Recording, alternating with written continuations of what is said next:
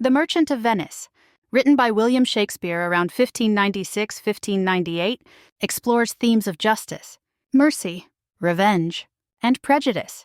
The play focuses on a legal conflict where a strict bond leads to a demand for a pound of flesh as repayment for a loan. Through clever legal arguments, the play examines the tension between the letter of the law and the spirit of mercy. It also highlights issues of religious intolerance and the complexity of human relationships as characters navigate moral dilemmas and questions of fairness, ultimately challenging the balance between justice and compassion. Antonio, the Merchant of Venice, who borrows money to help his friend and becomes the target of Shylock's bond.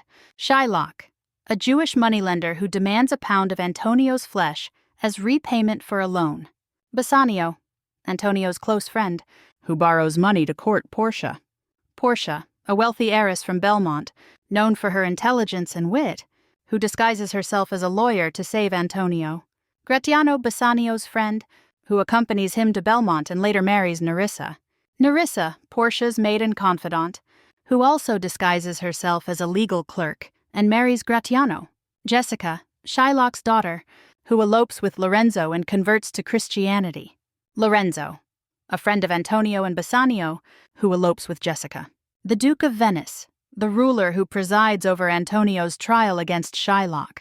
In the bustling city of Venice, a wealthy merchant named Antonio was known for his generosity and deep friendships, especially with Bassanio, a young Venetian nobleman.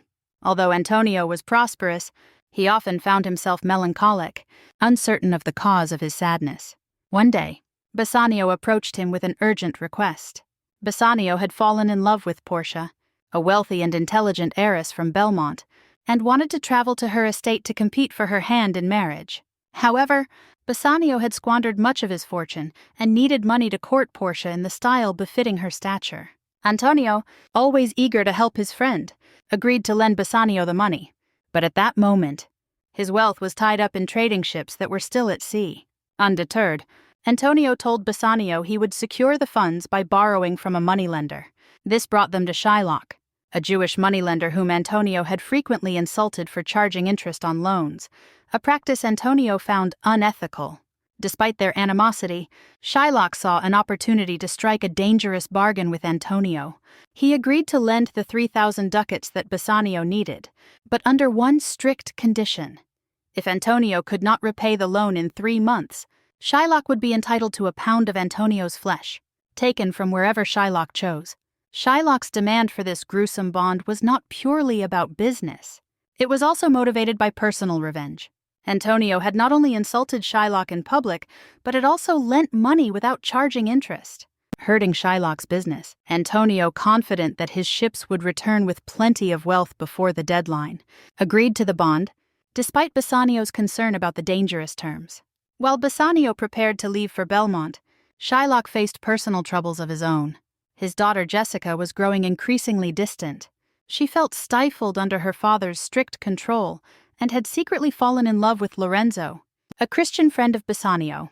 One night, Jessica made her escape from Shylock's house, eloping with Lorenzo.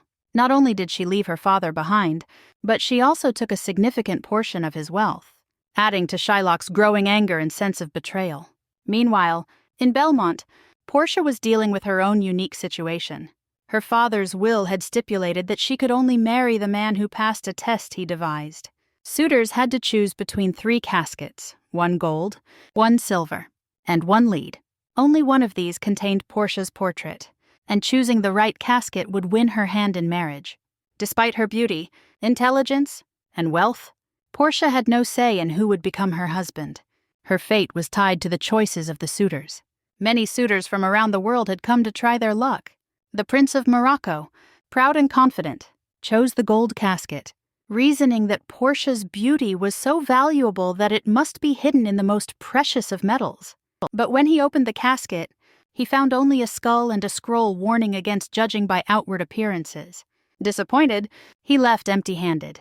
Next came the Prince of Aragon, a man who prided himself on his merit and wisdom. He chose the silver casket, believing that it represented what he deserved.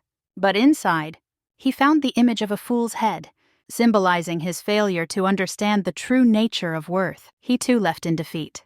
At last, Bassanio arrived, full of hope but also aware of the gravity of the situation. Portia, having already fallen in love with him from their previous encounters, was anxious but could not reveal her feelings. She watched nervously as Bassanio studied the 3 caskets. Bassanio, reflecting on the lesson that true worth lies within and not in outward appearances, chose the lead casket, which seemed the least attractive. To everyone's relief, inside the lead casket was Portia's portrait. Bassanio had passed the test and won Portia's hand in marriage. The couple's happiness was short-lived. However, as troubling news reached Bassanio from Venice, Antonio's ships had been lost at sea, leaving him bankrupt and unable to repay Shylock. Shylock, now fueled by both Antonio's failure and his desire for revenge over Jessica's betrayal, demanded his bond, the pound of Antonio's flesh. Although Bassanio rushed back to Venice with the money Portia gave him, Shylock refused the payment, intent on carrying out the terms of the bond. In Venice, the situation escalated quickly. Antonio had been imprisoned, and the case was brought before the Duke of Venice, who presided over the trial. Shylock stood firm, insisting on his legal right to claim the pound of flesh. The Duke, sympathetic to Antonio, asked Shylock to show mercy, but Shylock was unrelenting. He believed he had been wronged by both Antonio and society, and now the law was on his side. At this point, Bassanio arrived in Venice, desperate to save Antonio. He offered Shylock double, even triple the amount of the loan, but Shylock refused. He wanted justice, and to him, that meant exacting the bond as agreed. The court was tense, and it seemed that Antonio's fate was sealed. Just when hope seemed lost, a young lawyer named Balthazar appeared in the court. Unknown to the men, Balthazar was actually Portia in disguise. She had come to Venice with her maid Nerissa, who was also disguised as a legal clerk. Portia, posing as Balthazar, began by acknowledging that the law was on Shylock's side. However, she made an eloquent plea for mercy, famously saying, "The quality of mercy is not strained. It droppeth as the gentle rain from heaven." Despite her moving words, Shylock refused to be swayed. He wanted his pound of flesh. Portia then turned to the strict wording of the bond. She agreed that Shylock could take his pound of flesh, but there was a catch. The bond allowed him to remove the flesh, but it said nothing about blood. Therefore, if Shylock shed even a single drop of Antonio's blood while taking the flesh, he would be guilty of breaking the law, and his own life would be in danger. Shylock, trapped by this clever interpretation of the law, had no choice but to abandon his claim to Antonio's flesh. But Portia wasn't done. She pointed out that since Shylock had sought the life of a Venetian citizen, the law required that half of his wealth be given to Antonio and the other half to the state. Furthermore, his life was now at the mercy of the Duke. The Duke, showing mercy, spared Shylock's life but demanded that he convert to Christianity. Shylock, utterly defeated and broken, agreed to the terms, and the court was adjourned. Antonio, ever generous, offered to return Shylock's half of the wealth on the condition that Shylock leave it to Jessica and Lorenzo upon his death.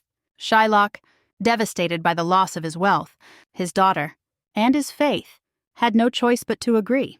After the trial, Bassanio, Gratiano, and Antonio returned to Belmont. They were met with joyful hearts as Portia and Nerissa revealed their true identities, playfully teasing their husbands for having given away rings they had promised never to part with, rings that Portia and Nerissa, in their disguises, had requested from them as tokens of gratitude after the trial. In the end, the couples were reunited, and Antonio received unexpected news. Some of his ships had safely returned, restoring his fortune. While the play ended on a note of happiness for Antonio, Bassanio, Portia, and the others, Shylock's downfall remained a reminder of the darker themes of the story: mercy, justice, and the complex dynamics of revenge and forgiveness. Thank you for listening. Please do not forget to like, share, and subscribe. Till we meet again.